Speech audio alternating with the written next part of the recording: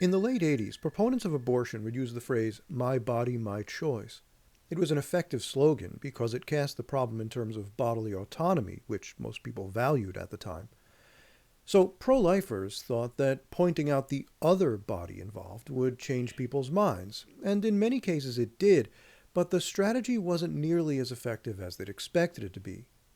I'm Dr. Richard Bulzacchelli for Catholic Studies Academy, and in this video, I'll tell you why. Stick with me to the end, because the reason might not be quite what you're expecting. My body, my choice. Pro-lifers rejected this slogan because from the pro-life perspective, the issue in abortion isn't just the body of the woman, but also the body of the child she carries in her womb. So that's where they focus their arguments, presenting evidence that the baby in his mother's lap is the same as the third trimester, second trimester, and first trimester fetus, and even the same as the embryo produced at the moment of conception, and that birth is an arbitrary line. Put simply, the pro-life argument is that human life begins at the moment of conception, and that the baby in the womb is a defenseless innocent and a subject of rights. And because being alive in the first place is prerequisite for the exercise of any other right, the right of the baby not to be killed outweighs any right the mother may otherwise enjoy not to be pregnant. That's pretty much it. And for most people, that's a really common sense argument. But for the staunchest proponents of abortion, pro-lifers had missed the point entirely. The fact of a second body belonging to a second human subject didn't weaken their position at all, but paradoxically strengthened it, at least in their own eyes. You need to understand that hardline enthusiasts and dogmatists in the pro-abortion movement don't just disagree with pro-lifers about facts. They disagree with them about principles, and for the most part, this is a point the pro-life side has only very recently begun to understand. For those at the heart of the pro-abortion movement, establishing the personhood of the baby in the womb is irrelevant. In fact, today they insist that even should the baby survive the abortion, as does happen from time to time, the mother's intent to abort the pregnancy should be honored in the treatment of the child who survives the procedure. Accordingly, for them, the child should be killed outside the womb or left to die, but under no circumstances should anyone presume to intervene to save the child's life. Doing so is seen by these most ardent adherents as an affront to the very essence of human freedom. Now, comparatively few Americans are pro-life, at least in the sense of being opposed to abortion categorically as something always and everywhere gravely evil, but neither are they aligned in their views with the most extreme proponents of abortion who today constitute nearly the whole leadership class of one of the two dominant political parties in the United States. Most Americans are as yet unpersuaded that human life begins at conception, but pretty firmly persuaded that it begins long before birth. Or else, they agree that abortion is a grave evil, but they think that sometimes people have to do evil things and shouldn't be punished for them in those cases. I'm not saying they're right about any of that, only that they think that way. And I'm pointing it out because even though these people aren't really pro-life in the sense that I'm using the term, they still find it really hard to understand the radically pro-abortion position that abortion should be legal for any reason up to the moment of birth and that no baby should ever be allowed to survive the procedure. What difference does it make to the abortive mother that the baby lived and someone else stepped in to provide care and even to facilitate placement in the custody of compassionate adults? Either way, she's rid of her perceived burden, no? Now, as I explain what's really at issue here, let me know what you think of my account by leaving your comments down below. And if you find this video helpful and you want to see more content like this, hit the right buttons to move the algorithm. Finally, you could even support our work directly through the thanks button. So what's really at issue here is that proponents of abortion diverge from nearly every human being in every culture and in every age on a moral and anthropological principle even more primal than that upon which rests the right not to be killed without cause. Namely, that as human beings, we all face obligations we didn't necessarily choose. Not only do hardline abortion proponents reject this thesis, they find it offensive and they rail against it. And that's the reason for their insistence that no baby ever be permitted to survive an abortion. Let me explain. It's true that not all cultures have opposed abortion, nor even infanticide, but it's also true nonetheless that in virtually every culture at every time in history, human beings have seen themselves as belonging to a larger whole. They received their existence without having worked for it and without requesting it, and they were raised by parents they didn't choose to follow rules to which they were never asked to give their prior consent.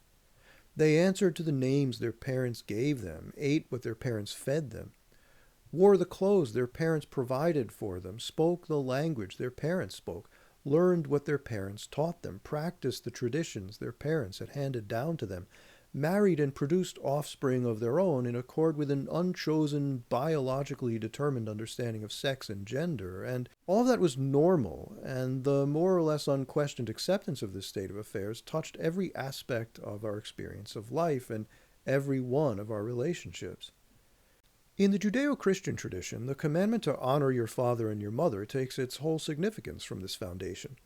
That commandment is a concise way of articulating this fact about human life, that we don't exist as human beings of and for and by ourselves, but in relation to others from the very first moment of our existence to our very last breath. For this reason, we assume responsibilities toward others, not because we asked for them, but because we find ourselves in relationships from which those responsibilities emerge.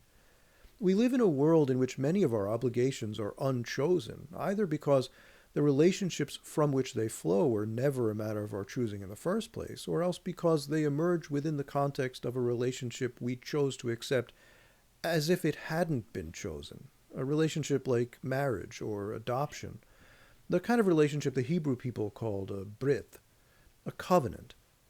In other words, we don't just decide in every case what we want to do. In many cases, we're just called. A duty simply falls to us, whether we like it or not, and that's not an occasion to protest.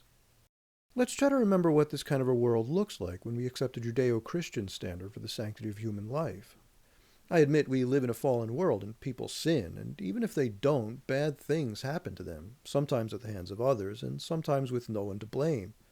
So it's not a fiction that in more Christian times in our society, babies have been left by desperate parents in baskets on doorsteps for others to care for, not because they sought to evade their responsibilities, but because they felt they couldn't meet them and hoped that others could.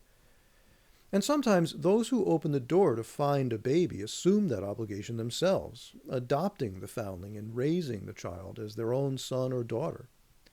They fed her, clothed her, and provided for her education and her medical needs. They rejoiced at her accomplishments and good fortune, and they sorrowed at her injuries and losses. That's what a world of unchosen obligations looks like. Even in the absence of a marital act, in such cases, a child just appeared unbidden, and her presence imposed a duty upon those who found her. They answered the call because they understood and accepted that duties sometimes fall to us whether we ask for them or not. Believe it or not, people like that still exist. There are a lot of them. But once again, the thesis that human beings are bound by unchosen obligations is precisely what the most ardent proponents of abortion refuse to accept. For them, it's not about whether the baby in the womb is a human being or not, but whether human life really matters at all, whether its presence gives rise to a relationship of moral responsibility. Let's face it, when they use clinical language to describe the baby in the womb as a fetus or an embryo, or even just dismiss the baby as a clump of cells, they're not really being serious biologically. No one denies that the baby in the womb is a living human being. What they're denying is that the baby is a moral patient. That's what they mean when they say that the baby isn't a person. They mean that, human or not, the baby isn't a subject to whom moral responsibilities flow. That's why they deny categorically that the baby enjoys any right to life at all, even should he or she survive abortion.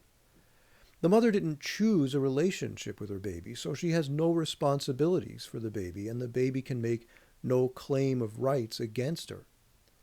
Saving the life of the baby after an attempted abortion threatens what the mother perceives as her sovereignty against unwanted relationships and unchosen obligations, because it asserts that the baby she attempted to destroy is indeed a moral patient who as such demands our recognition and forces us to shift the center of our concern outward to the other, the very thing she adamantly refuses to be made to do. So she can't be asked to put the child up for adoption or even to accept someone else rescuing the baby born alive after an attempted abortion, even if she never knows. She'd sooner leave the baby in a plastic bag in a dumpster than in a wicker basket on a porch, because the sheer fact that the baby should be received into the human community stands for her in principle as a repudiation of her choice to stand at the center of her own universe and define its boundaries. Once we understand this point, it should be no surprise to us that today the pro-abortion movement has not only merged with contemporary gender ideology and the trans movement, but has also begun to align itself openly with Satanism. Isn't that radically self-referenced refusal of the outward turn, after all, precisely the posture of the damned? John Donne wrote in a famous meditation that these unchosen obligations fall to us because that's just the way God designed the world to be. It's part of what it means to be human, and he was right.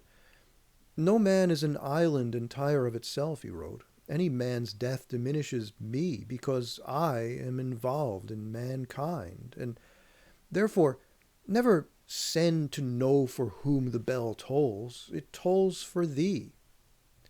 For pro-lifers, the humanity of the developing baby is all we need to establish to justify a prohibition of abortion, because the baby in the womb is the same as the one in the basket, a person, a moral patient. So whether or not she'd asked to become pregnant, now or ever, the baby's there, totally dependent upon her. The bell tolls in this moment for no one else. It tolls for her because no one else has the ability to answer it. But for proponents of abortion, it just doesn't. The death of another human being in itself is just the death of someone else. It doesn't diminish them. They're not really involved in mankind just by virtue of being human. They don't acknowledge unchosen relationships, and so they reject any claim of an unchosen obligation. The bell doesn't toll for them. They ring it themselves or ignore it altogether. Their only obligations are those they agreed to in advance within the narrow stipulations to which they gave their prior consent, and no further than that.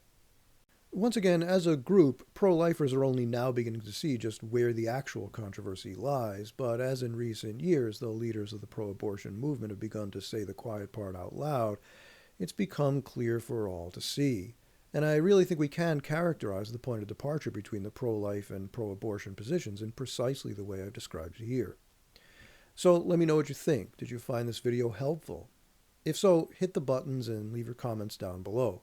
Once again, if you feel so moved, consider leaving a direct contribution to our work. It all helps us reach a broader audience and hopefully lead more souls to heaven. Once again, I'm Dr. Richard Bulzacchelli for Catholic Studies Academy. Thanks for watching.